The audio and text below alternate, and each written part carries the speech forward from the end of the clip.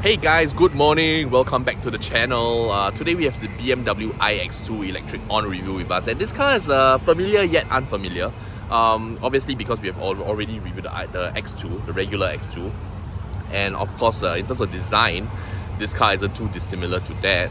But of course this is the first ever iX2 electric, so definitely differences in the drivetrain and the way it behaves on the road. So for today's review, we're gonna go check out its exterior, show you the inside, and of course take the car for a drive to see how it performs on Singapore's roads. But before we do all that, if you're a driver in Singapore, you're looking to renew your insurance, click the link in the description below and get an inquiry from us. We have some of the most competitive insurance quotes for you to check out. Without any further ado, let's head on with the review. Let's go. Alright, so jumping straight into the review, this is the exterior of the iX2 electric, and as you can see, visually there aren't too many differences from the regular X2. But all that aside, if you just judge the car independently, I think this is a pretty good looking car. In fact, I think it gives off a lot of BMW XM vibes. It's like a mini XM, so to speak. And I also said this about the X2 but anyway, this is a brand new review, so just want to point out that the iX2 also looks quite similar to the X2, and that essentially I think the styling takes after the XM a lot. So at the front of the car, obviously being an electric car, you've got a sort of a blanked out grille, so no actual physical grille here, but in place you have this nice motif design that does look quite sporty.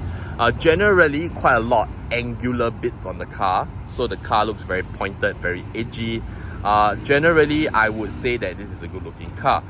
Down the side you've got some M badging because this iX2 comes in a M Sport trim. But it's not just a trim level as well. The suspension is actually M Sport suspension. So I'll share with you how that affects the car during the driving segment of the review later. But anyway, this comes with 20-inch wheels as standard as well. Down the side of the car, got a very nice silhouette.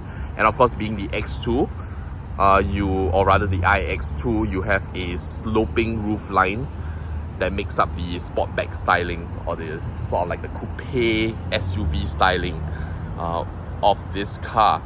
Now, in terms of design or rear end design, I think the rear is a little bit more polarizing than the front. Some people love it, some people hate it.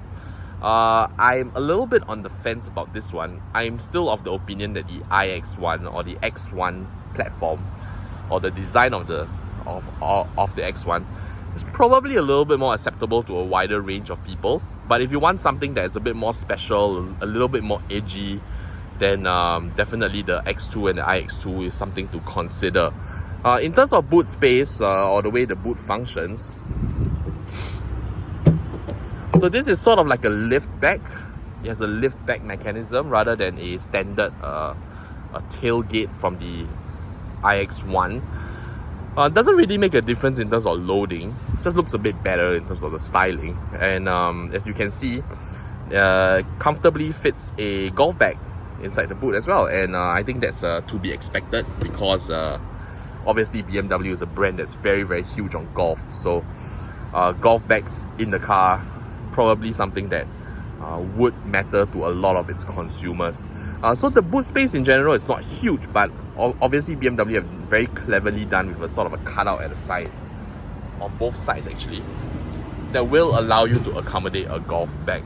So all that is very good. Okay, so now let's jump into the car and let me show you around the interior of the iX2 before we take the car for a drive.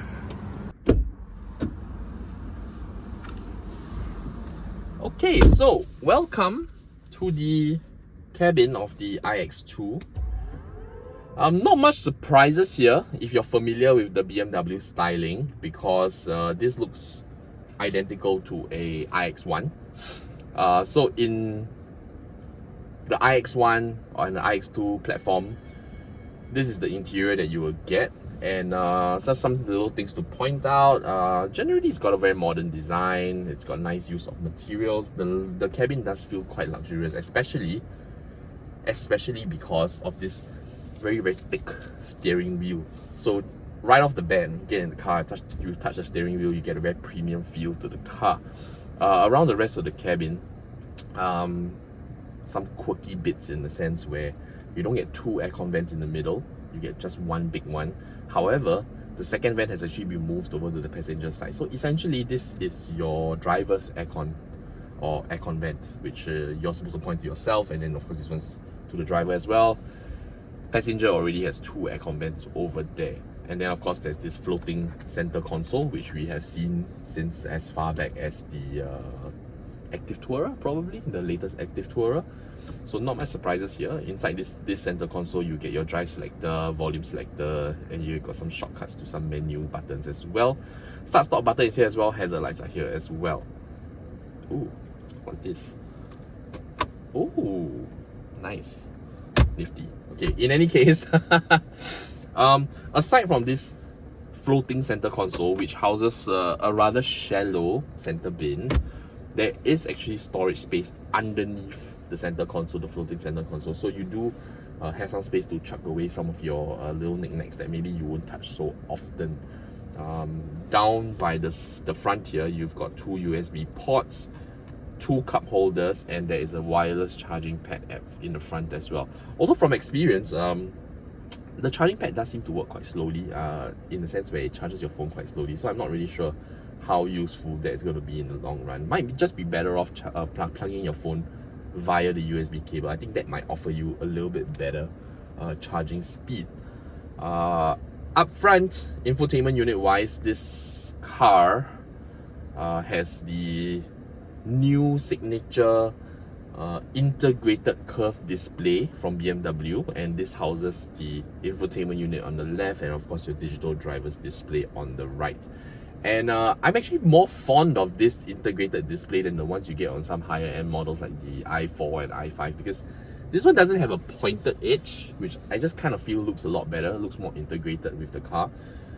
It is a bit smaller than the other cars, but I don't really think that matters. The size is still a very good and comfortable one to view and to operate, so no complaints there. In fact, I just like the way it looks a little bit better.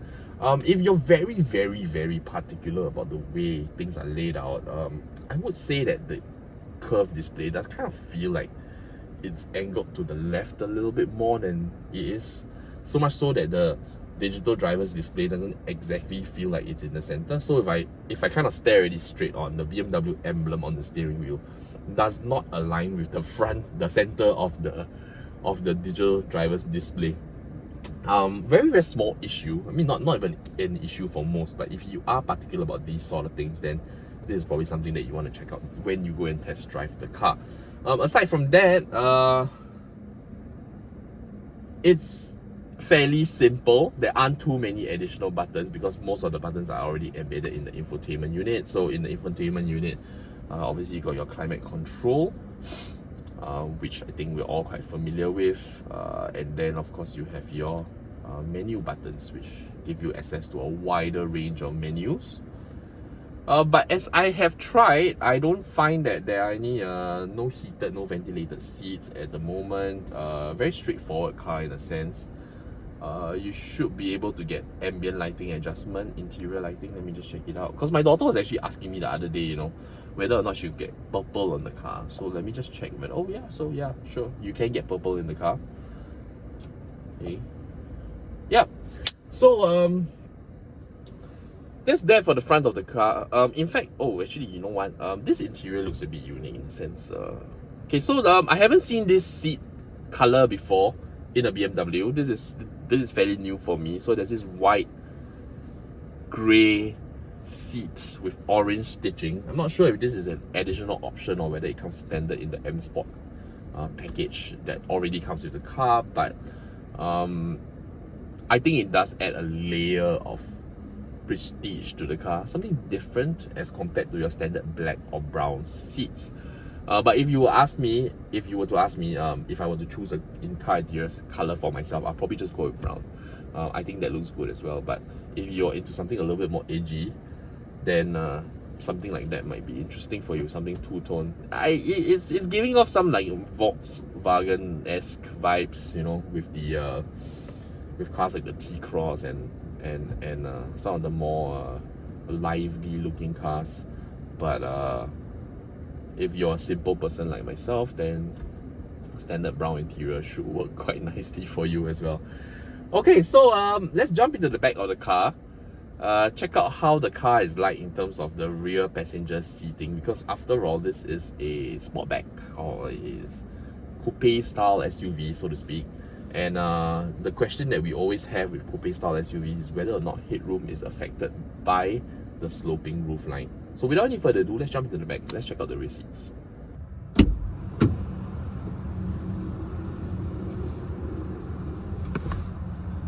Alright, so so right off the bat, you can see that the getting into the car or getting into the iX2 requires a little bit more effort than you would need compared to, say, iX1, purely because the roofline does start sloping from quite early on.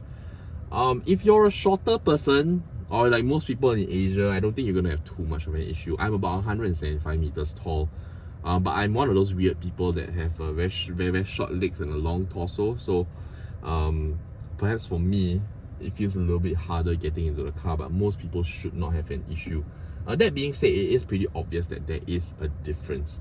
Now you're gonna see that the seating space is actually pretty cramped, and that's okay because this configuration right now is actually not in my driving position. This is actually in the comfort access driving position, meaning the car has actually pushed the seat back to allow me to get in and out of the driver's seat more easily. So this is actually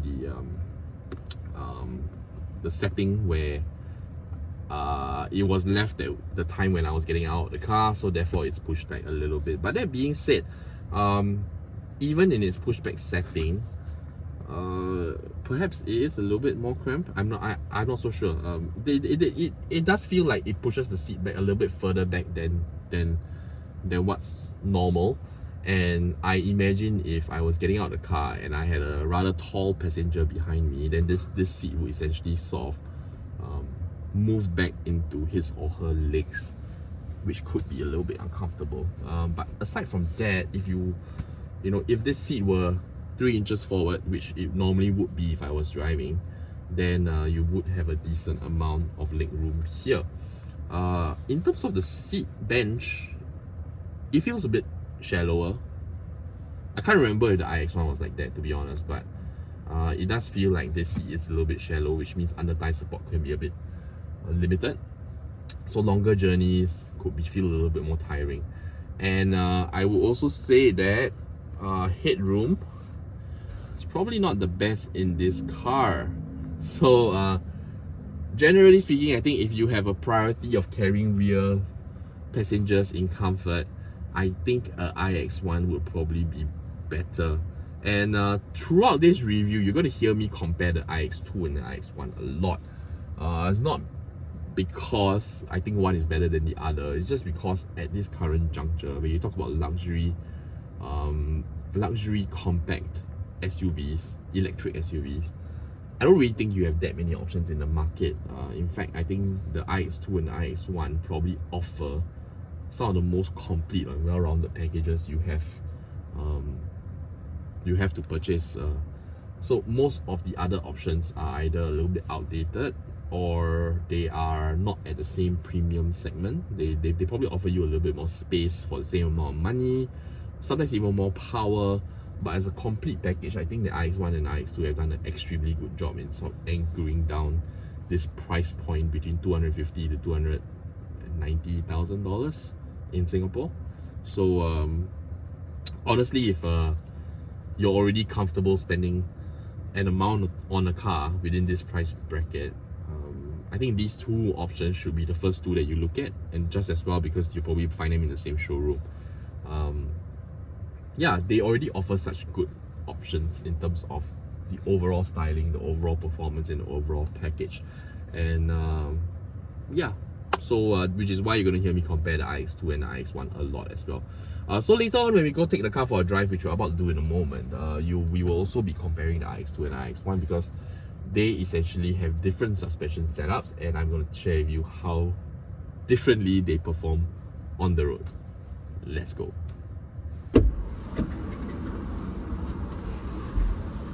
Okay, so welcome back to the cabin or the driver's seat of the iX2. I'm going to start the car now, and we are going to put on the seat belt, and then you can see how much the seat moves forward in relation to, yeah, so that was probably about like 2 inches or 3 inches.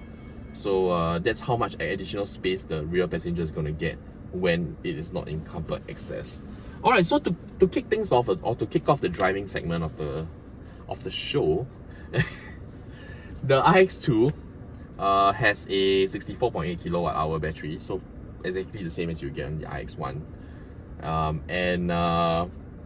This car produces about 148 brake horsepower, 250 Newton meters of torque, and BMW says it will go from 0 to 100 in 10.5 seconds. Now, this 10.5 seconds is I think a little bit misleading, because the car generally feels faster than 10.5 seconds.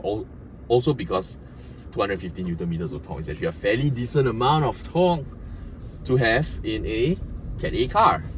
Now, for those of you who are not familiar what 250 Newton meters of torque means, so if you're driving a naturally aspirated 1.6 litre Japanese car around, what you're likely getting is somewhere in the vicinity of 190 to 200 horsepower.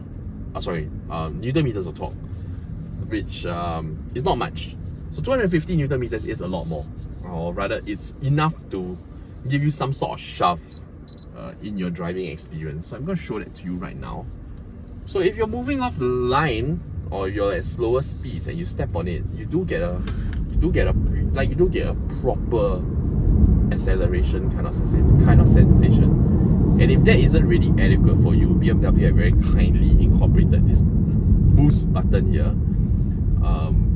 I'm not sure how much extra power it gives you, but if you press it, it gives you extra power for 10 seconds, and it says boost, and then there's like a countdown timer that counts you back down to 0, and then shows that you are back in your regular driving mode. But enough about that. So iX2, how does it differ from the iX1? So essentially, in terms of drivetrain, they're exactly the same. The iX2 is 20 kilograms heavier than the iX1. But for some weird reason, has a longer range than the iX1. Slightly, only very slightly. So slightly that I would say it's negligible. But what the iX2 has that the iX1 does not is that it comes with M Sport suspension instead of regular multi-link suspension. And also, this particular iX2 with the M Sport trim comes with 20-inch wheels as standard. So when you're shopping around between these two cars, I think it's important to notice these little details. They aren't just wheels, they aren't just suspension. It actually affects the drive. So right off the bat, if you're driving around like car park speeds and you're going over humps, you will notice that the iX2 is quite a lot more firm than the iX1. I wouldn't say it's uncomfortable because the suspension is generally very, very well sorted, but definitely you get a little bit more comfort with the iX1. So if you prioritize comfort, if you want a more traditionally soft ride, I would say you probably want to look a little bit closer at the iX1, because I think that will offer you something that is closer to what most people consider to be traditionally comfortable. What the iX2 offers, or what the iX2 gives you, along with the M Sport suspension, is probably a little bit of better handling. So where I find the iX2 a little bit more comfortable is when you're up at higher speeds and you're going over undulating roads. Some of the Malaysian highways, you have those dips and basically bits of the road that makes your car bounce, right? And with the firmer suspension setup, it's a lot more comfortable to go over that kind of situation. So the iX1, obviously being a little bit softer, it will give the car a little bit of bounce when you're going at 150 kilometers per hour. You probably don't want so much bounce. So I think that the iX2, that's a situation where the iX2 suspension setup will probably serve you a little bit better and a little bit more comfortable to drive. But if you're going to use the car in Singapore most of the time, and you're using the car as a family car, then I think the iX1 also does have many benefits with its setup because it's got a more traditional body shape. So loading, getting into the rear seat is probably a lot easier than the sloping roofline that you get in the iX2. And of course, the suspension setup will allow for a more traditionally comfortable driving experience around town, around car parks, around tighter spaces with humps and so on and so forth. So both cars, to me, are pretty awesome. I like both of them very much. But I think which car you should look at will probably hinge on what sort of priorities you have as a driver. So to summarize all of that, if you are if you're purchasing the car as a family car and you are using the car a lot for like journeys within town, sending your kids to tuition classes, sending your kids here, there, everywhere on the weekends, and you need some easy loading, you need some comfort, I think the iX1 is a much better option to look at. But if you are, say, a empty nester, or you just got married, you don't have kids yet, or you don't carry rear passengers all that often, and you want a car that performs well, as well as its price point can offer, then I think the iX2 is exceptional because it's got it's really quite poised around corners and around like if you were to chuck this car around a corner, it really doesn't feel like an SUV at all. It looks like it feels really planted, really sleek, and generally with the larger 20-inch wheels as well, you get this large car feeling from the iX2. It just feels like a more tanky car, so to speak. And in some ways, that's also kind of reassuring. So that's really that, you know. In terms of drivetrain, you don't have much difference. It's more in the way they perform suspension-wise and in terms of the comfort levels. Alright, so if you have any other questions about the iX2, which I happen to have missed out on, feel free to drop your questions in the comment section below. I'll be more than happy to answer those questions. And if you have found this review useful in any way, please consider giving this video a like, sharing it with your friends, and of course subscribing to the channel because we've got more reviews coming out every week. In fact, just next week, the week after this review, we've got a very interesting review coming up, which is the review of the Skoda Enyaq Coupe RS. So that is a car that's electric as well, offers you larger space, arguably a less premium brand, but for less amount of money as well. So it's going to be a real like brand versus value kind of comparison compared to the iX2. Both very sporty, both very good looking cars as well. And of course, if you're a driver in Singapore and you're looking to renew your insurance for the best price possible, check out the link in the description box. We've got some of the most competitive quotes in Singapore. Don't believe me? Check out the link, ask for a free quote. We'll send you the code and you can compare it with your existing insurance premium quote. Then you can see whether or not it is truly more, whether it's truly cheaper or more competitive. And without any, as usual, you know, please take care of yourself, stay safe, and we will see you next time. Bye bye.